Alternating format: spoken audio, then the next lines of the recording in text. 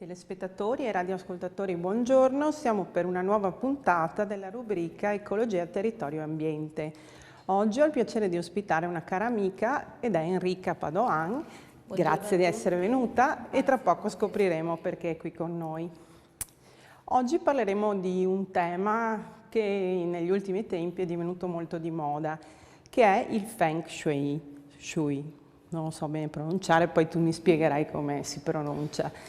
Facciamo un piccolo cappello introduttivo. La nostra società, la società del terzo millennio, è una società vittima, tra virgolette, della tecnologia.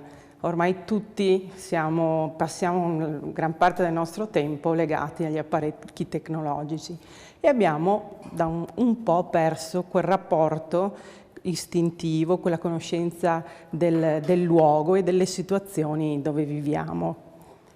Se facciamo così un excursus, la società occidentale si è un po' persa da questo punto di vista, mentre la società orientale da molti anni lega il benessere delle persone anche ai luoghi. Allora chiediamo ad Enrica, che proprio lei è un'esperta, è una consulente di questa tematica, chiediamo se ci dice cosa significa Feng Shui e anche come si pronuncia, se ci racconta un po' intanto di cosa stiamo parlando. Allora, intanto chiedo già scusa a tutti i cinesi che mi sentiranno perché anche la mia pronuncia è assolutamente impropria. Diciamo che il termine tecnico viene pronunciato Feng Shui, ma tutti lo leggete sui giornali come Feng Shui, potete tranquillamente pronunciarlo, capirlo come preferite. In realtà Alberta, questa disciplina è una disciplina che nasce 4.000 anni fa, ci sono comunque 4.000 anni prima di Cristo in realtà, e quindi andiamo un po' indietro nella storia. In realtà ci sono molti aspetti di altre culture che gli assomigliano. Loro erano un po' più, sono partiti forse un po' per primi.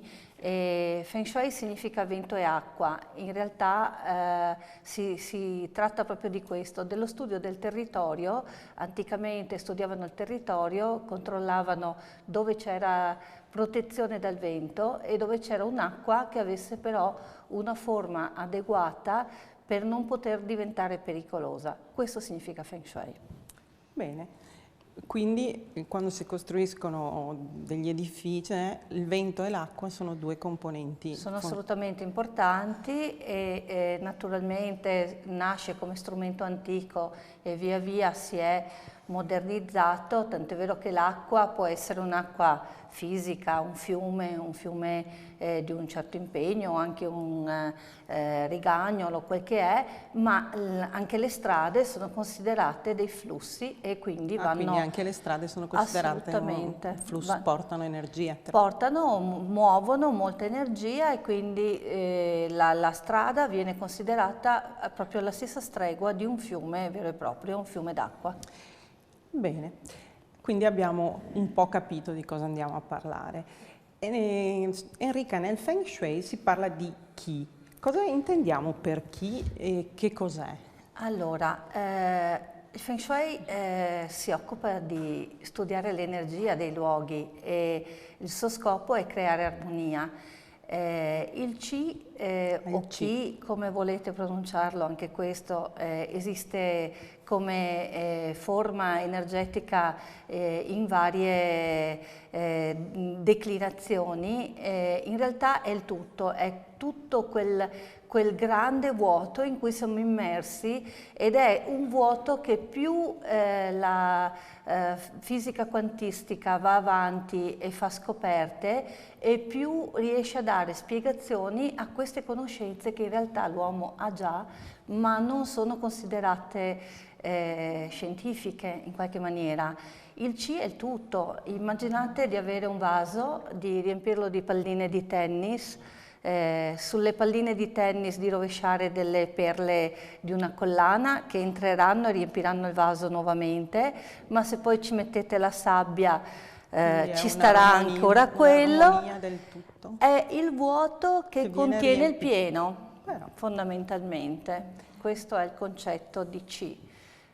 E più abbiamo un C armonioso e di buona qualità e meglio stiamo negli ambienti, anche inconsapevolmente, ma questo avviene quotidianamente nella casa. Ma nella nostra quotidianità, tu che comunque lavori anche nell'arredare le case, i nostri progettisti, gli architetti prendono spunto da questi suggerimenti? Mi sembra che ultimamente dei miei amici mi dicevano vanno a fare un corso di Feng Shui, si inizia anche da noi a tenere in considerazione questo? Mi sembra di sì. Sì, c'è molto fermento c'è molta ricerca nel cercare di stare bene in modo semplice. A volte effettivamente scoprire che in casa c'è poca armonia perché semplicemente hai sbagliato alcuni arredi o il colore o fai dei piccoli cambiamenti e ti accorgi che stai meglio, che litighi meno. Anche quando entri in un posto nuovo, il senso di benessere o di disagio lo avverti subito. È esattamente quello e ci sono degli strumenti per analizzare, il Feng Shui è proprio questa cosa che ti permette di analizzare l'ambiente, capire cosa c'è che non va e eventualmente porvi rimedio. E mi raccontavi una volta che, una curiosità, che in Oriente, a Singapore, le banche vengono proprio costruite secondo questi principi, probabilmente per il buon auspicio, perché...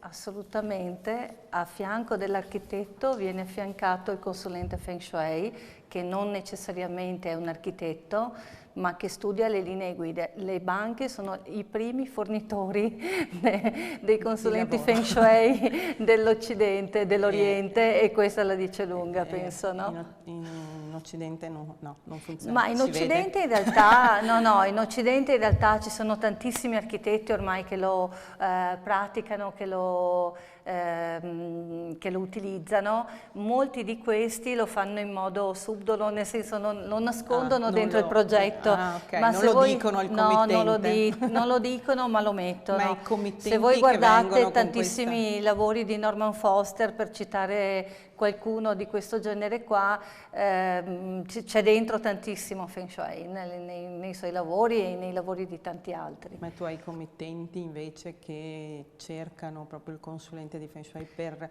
magari dei disagi che avvertono all'interno della casa, oppure si utilizza solo ex novo?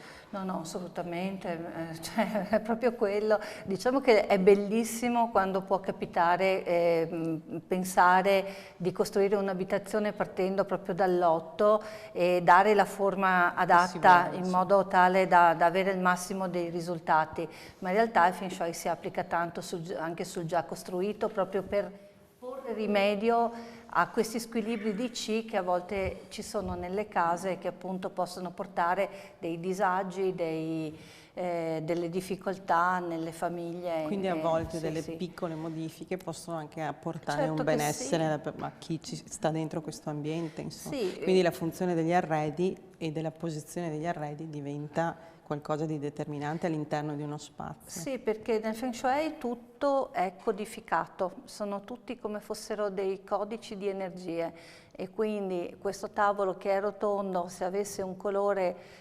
giallo anziché azzurro, diventerebbe una perfetta forma metallo e un perfetto rimedio metallo nel caso ne avessimo bisogno. Per dire, a volte basta semplicemente fare un intervento di colore, un intervento di forme per ottenere delle rispondenze, degli effetti diretti proprio nella vita delle persone che abitano quegli spazi. Ma quindi come si definisce il Feng Shui? È una disciplina? Che cos'è? È una disciplina, possiamo definirla filosofia, ma il Feng Shui, quello vero, quello profondo, è proprio una disciplina che coinvolge tante cose. Un articolo che comunque c'è filosofia, astronomia, astrologia, cioè c'è il subentrare della partecipazione di varie... Sì, io vi di dico, vari saperi, insomma. sono 12 anni che lo studio e lo pratico e penso di essere solo all'inizio, quindi immaginatevi voi.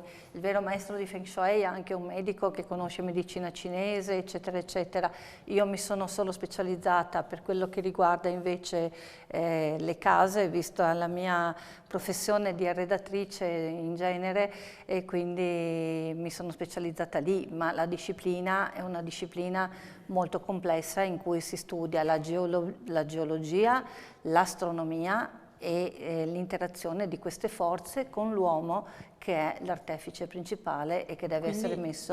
con il Feng Shui noi cerchiamo di trovare un equilibrio tra forze naturali, no? Questo è il suo scopo, sì. E Mettere quindi è l'uomo un po' al anche un meglio. rifarsi al Tao e alle due... Sì, sì, l'equilibrio proprio del vuoto dentro il pieno, del buio con la luce, il nero e il bianco. Esattamente, cercare di creare l'equilibrio giusto, perché il fine ultimo è che l'uomo all'interno di quello spazio lì abbia il massimo del sostegno nelle sue funzioni sia spirituali, sia fisiche, sia di relazione. In tutti gli aspetti della vita che un essere umano si pone. E si parla di 5 elementi, no? Sì. Che mi sembra che sia una cosa molto determinante in tutto questo. La base del Feng Shui sono appunto questi 5 codici che si rifanno agli elementi della terra, cioè la terra, il legno, l'acqua, il fuoco, il metallo. Come si fa a capire l'elemento? C'è una tabella? Allora, diciamo che sì, appunto ogni colore, ogni forma, ogni sostanza viene poi codificata in queste che sono queste 5 macro aree. E addirittura le persone stesse hanno una loro matrice energetica legata ai 5 elementi. Noi siamo della stessa matrice. Sì, noi siamo di una matrice legno. Coriacea. No, io e Alberta condividiamo la stessa matrice, che è la matrice del legno, e il legno sono dei gran parlatori. Questa è una cosa che penso si possa già, assolutamente. Sono anche dei gran ricercatori, ad esempio, le persone legno sono di solito persone che sono sempre in crescita, sono in divenire. Sono sempre in divenire, sì, sì, sì, assolutamente. Allora, abbiamo detto elementi, sì. Colori. Sì. E i colori che funzionano? I colori, anche i colori sono parte di questi codici, appunto il rosso ad esempio ovviamente è un colore fuoco, il giallo come dicevo prima è un po' legati metallo. alle nostre convenzioni, cioè per noi il rosso è... No, non è così. O esulano da quelli che sono un po' No, sono proprio dei codici diversi che vanno interpretati in modo diverso. Ad esempio, se io e te che siamo dei legni ci mettessero dentro in una stanza dipinta di rosso, probabilmente sclereremmo, perché è un eccesso di fuoco. Esatto. Il Feng Shui lavora proprio in questo modo qua, cioè cerca di creare armonia perché la persona venga sostenuta. Noi stiamo bene dove c'è l'acqua, ad esempio. Invece uno dei luoghi comuni è quello di dormire a nord, è vero? Allora, sì e no. Sì dal punto di vista magnetico, perché favorisce, diciamo, l'aspetto magnetico dell'energia fisica delle persone. No, se ci rifacciamo alla questione dei 5 elementi, come dicevo, ognuno di noi ha una sua matrice energetica che viene definito numero Gua, nella letteralità del codice del Feng Shui, e in base alla matrice energetica ci sono delle altre direzioni che possono essere favorevoli e che possono essere sfruttate. Possono anche essere il sud o può sono essere, sempre legate al... No, può essere ognuno di noi in base alla sua matrice energetica ha dei energetica punti. dove la trovi? Basta calcolare dalla data di nascita. Allora, intanto nel Feng Shui si utilizza il calendario lunare e quindi i nati di gennaio-febbraio dovrebbero controllare nel loro anno di nascita quando è cambiato l'anno. È divertente anche farlo perché basta, per quelli nati prima del 2000, basta sommare le ultime due cifre. Tutto questo con il calendario cinese, però noi calcoliamo, no? Con calendario lunare, che puoi chiamarlo anche cinese, ma in realtà il calendario gregoriano, ricordiamoci, è stato inserito dopo, prima l'uomo seguiva le fasi lunari e quindi è, diciamo, un po' più recente il calendario gregoriano. E quindi noi nasciamo uomini nella natura e quindi siamo legati in sintonia più alla luna che non alle scadenze fiscali che ci dà il calendario. Esattamente. Volendo, se i telespettatori vogliono divertirsi a calcolarsi il loro numero UA, appunto dicevo, quelli nati prima del 900, del 2000 dovrebbero sommare le ultime due cifre finché arrivano a un'unica cifra. A quella cifra che hanno ottenuto dovrebbero togliere 10 se sono uomini o sommare 5 se sono donne, ottengono un ultimo numero che può essere dall'1 al 9 e quella è la loro matrice energetica, il Gua. Bene, e quindi andando a concludere, il Feng Shui ci dà questo aiuto per poter vivere in armonia con l'ambiente, ma anche comunque con la natura, ma anche con le persone che vivono all'interno di una casa. Certo che sì. E quindi come si fa ad armonizzare tra elementi diversi? Si riesce a creare un'interazione? Si possono calcolare? Sì, si va a inserire eventualmente lavorando appunto con il colore, con le forme degli arredi eccetera, degli elementi di sostegno che possono creare armonia fra le persone che abitano il luogo. Allora, Enrica è stata molto esauriente, ci ha fatto un bellissimo excursus di quello che è il Feng Shui. La inviteremo presto per parlare di un altro argomento di moda e anche molto interessante, che è lo space clearing. Vi saluto e vi ringrazio di averci ascoltato, speriamo che la nostra disquisizione sia stata interessante e ringrazio Enrica per il suo apporto. Grazie mille. Grazie a voi, arrivederci, a presto.